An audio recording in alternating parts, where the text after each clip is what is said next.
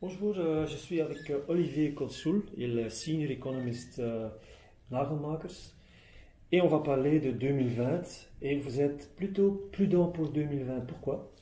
Parce qu'on est en fait dans un cycle de ralentissement économique qui dure déjà depuis plusieurs mois. Déjà 2019 a connu un ralentissement assez important à cause de la guerre commerciale, à cause des incertitudes géopolitiques. Et 2020 ne va pas tellement être différent de 2019. Donc à ce niveau-là, déjà, on doit être quand même assez prudent d'une manière globale. Et vous trouvez que les bourses sont trop chères? Mais les bourses ont fortement remonté cette année, puisque quand on voit les performances, on a 25% ou plus sur les bourses, alors que économiquement, on a un ralentissement, qu'au niveau des bénéfices des entreprises, c'est très proche de zéro, c'est légèrement positif, mais il n'y a pas grand-chose. Donc ce n'est pas l'économie ni les bénéfices des sociétés qui tirent la bourse, mais le sentiment de marché que l'on a connu et notamment aidé aussi en cela par l'action des banques centrales qui a donné un grand soutien aux investisseurs pendant une bonne partie de l'année. Et les taux d'intérêt aussi? Mais les taux d'intérêt maintenant, là aussi on a été surpris puisque il y a un an encore la Réserve fédérale pensait continuer sa hausse de taux d'intérêt alors que l'économie ralentissait. Donc ça c'était quand même un risque que l'on peut comprendre dans le chef des investisseurs. Et puis elle a changé directement en janvier de cap en se mettant en mode pause. Et puis avec l'escalade commerciale que l'on a connue par la suite, au mois de mai, et le ralentissement encore un peu plus fort de l'économie, les banques centrales ont été forcées cet été, en tout cas, de donner un petit peu plus d'encouragement à l'économie en baissant les taux d'intérêt aux États-Unis et en Europe, mais on est à des niveaux très très bas, surtout en Europe où on reste en territoire négatif. Et quel rôle la Chine va jouer en 2020? Mais la Chine est un important pilier de l'économie mondiale puisque c'est la deuxième économie mondiale.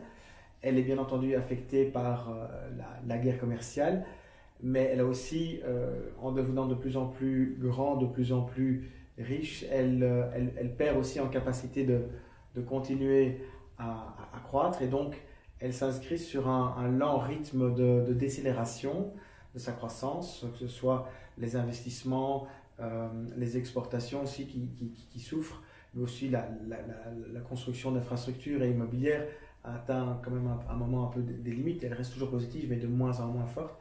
Il reste que la consommation des ménages, les salaires pour quelque part un petit peu stabiliser l'économie, mais elle continue à descendre de même un peu que l'économie américaine.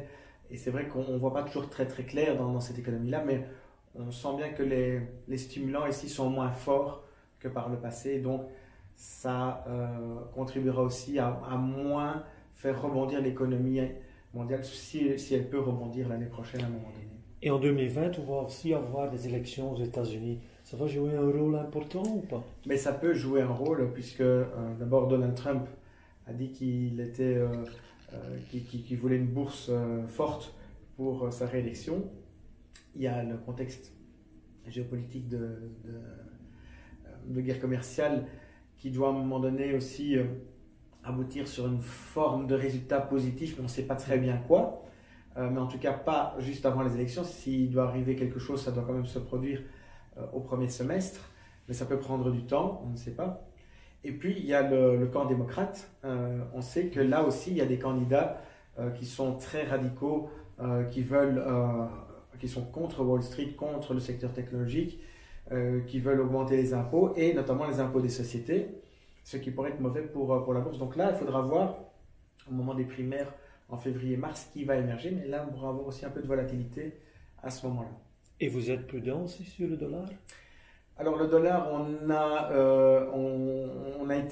pensé à un moment donné qu'il pouvait peut-être s'affaiblir en 2019 quand la Banque centrale avait, disons, changé de cap, ce qui n'a pas été le cas puisqu'on reste toujours dans le scénario de guerre commerciale et d'escalade que l'on a connu jusqu'en septembre. Maintenant, si véritablement on a un accord à un moment donné et que l'économie peut un petit peu plus se reprendre plus tard dans l'année 2020 et qui pourrait aussi tirer peut-être la croissance des émergents, alors le dollar devrait peut-être un petit peu faiblir, mais on ne s'attend pas à une forte baisse, on ne s'attend pas certainement pas à 10% de dépréciation par rapport à l'euro, ce sera quelque chose qui sera assez faible parce que d'ailleurs la croissance en zone euro non plus n'est pas extraordinaire. Et donc, l'un dans l'autre, ça a tendance un petit peu à se stabiliser, à se compenser. Et un investisseur, comment il doit attaquer 2020? Vous avez des tuyaux Ben, on a connu une année exceptionnelle. Enfin, elle n'est pas encore tout à fait finie, mais on ne s'attend pas à une catastrophe comme l'année passée. Donc 25%, c'est énorme, alors que derrière, les bénéfices n'ont pas beaucoup bougé, sont stables ou légèrement positifs. Et on a connu ici 2 mois après, on a connu 2 mois très très forts au niveau boursier. Donc ça, c'est quelque chose qui ne va pas pouvoir durer éternellement. Donc on est un petit peu prudent. Maintenant, comme on n'entrevoit pas de récession, mais un soft landing de l'économie américaine, s'il n'y a pas de récession, normalement, c'est plutôt légèrement positif pour l'économie et les actifs risqués comme les actions. Mais voilà, on a des niveaux de valorisation qui sont quand même plus élevés. Et donc, on pense qu'il peut y avoir un rendement quand même positif, puisque les entreprises sont rentables, même s'il y a le ralentissement. Et donc, à terme, il y a toujours un dividende, des rachats d'actions, des choses comme ça qui vont tirer en tout cas les cours vers le haut. Mais voilà, on a une certaine prudence pour l'instant. On a estimé que prendre un petit peu de bénéfices, ce qui a été le cas ces derniers jours, en ce qui concerne notre positionnement, n'est pas une mauvaise chose. On pense qu'il y aura encore des moments de turbulence, puisqu'avec Donald Trump, voilà, on peut s'y attendre. Et est-ce qu'il doit choisir gestion active en 2020 ou rester sur cette vague passive qu'on a connue les dernières années? Alors la gestion active reste, à mon avis, sera assez compliqué, mais c'est pas impossible que ça fonctionne, puisque on a les risques géopolitiques. On avait notamment aussi les banques centrales dont finalement l'action était dans le sens inverse de ce qui était un petit peu attendu. Et donc la gestion active n'est pas évidente, mais voilà, je pense qu'il y a toujours probablement un espace pour des gérants actifs de se distinguer. Peut-être qu'on aura, si les taux d'intérêt, ce qui semble être le cas, vont se stabiliser, les banques centrales ont dit qu'elles avaient fait leur effort et que maintenant c'est au gouvernement de faire le reste, mais là on sait que ça va prendre du temps et que ça ne viendra pas tout de suite.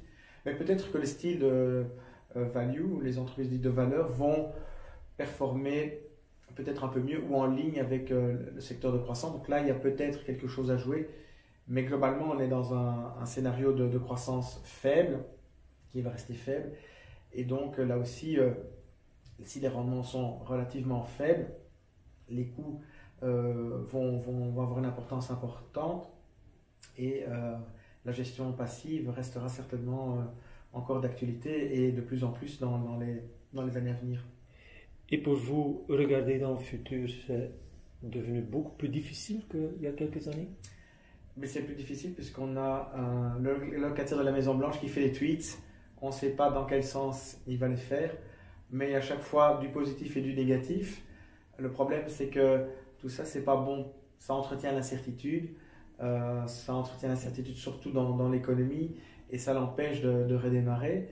Maintenant, on a comme on a connu cette année, on a eu une hausse des actions un peu artificielle par les banques centrales, par la prime de risque qui a diminué, parce que quand les taux d'intérêt sont négatifs, il y a l'effet TINA, there is no alternative, donc oui, il faut quand même acheter, parce qu'on a du rendement positif, ça va continuer, mais on pourrait avoir quand même à un moment donné aussi des périodes de volatilité, surtout quand il y a des choses qui ne sont pas prévues, et ça arrivera toujours à un moment donné. Mais oui, donc l'exercice en tout cas de faire des prévisions et avec ces arguments et surtout le risque géopolitique aussi concernant le Brexit, concernant d'autres choses, on ne sait pas le modéliser, donc on ne sait pas, on peut juste faire des suppositions et espérer que voilà, le scénario de base va se réaliser. Ok, merci pour votre temps. Avec plaisir.